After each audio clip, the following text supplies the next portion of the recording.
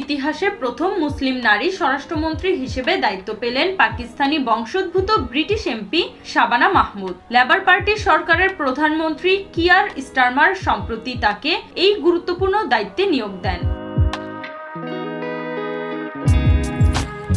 1980 সালে বার্মিংহামে জন্ম নেয়া শাবানা মাহমুদের শিকড় পাকিস্তানের আজাদ কাশ্মীর অঞ্চলে।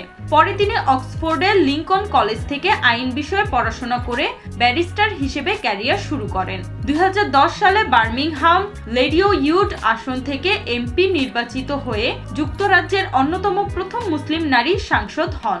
এরপর তিনি ছায়া অর্থমন্ত্রী ও ছায়া কারাগার বিষয়ক মন্ত্রী সহ গুরুত্বপূর্ণ পদে দায়িত্ব পালন করেন।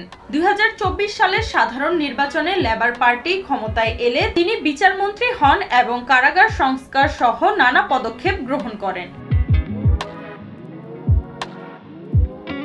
স্বরাষ্ট্রমন্ত্রী হিসেবে তার সামনে অভিবাসন সংকট, সীমান্ত নিরাপত্তা এবং পুলিশ ব্যবস্থাপনার মতো জটিল চ্যালেঞ্জ রয়েছে।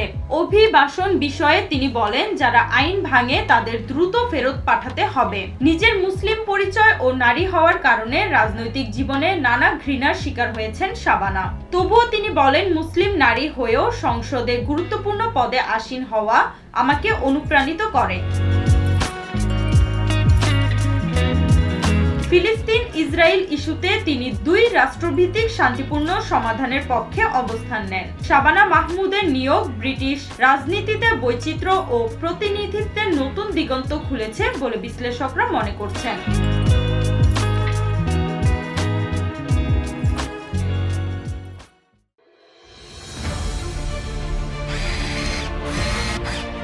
আলোতে থাকুন, ফোকাসে থাকুন, হাত রাখুন প্রজন্মের হাতে।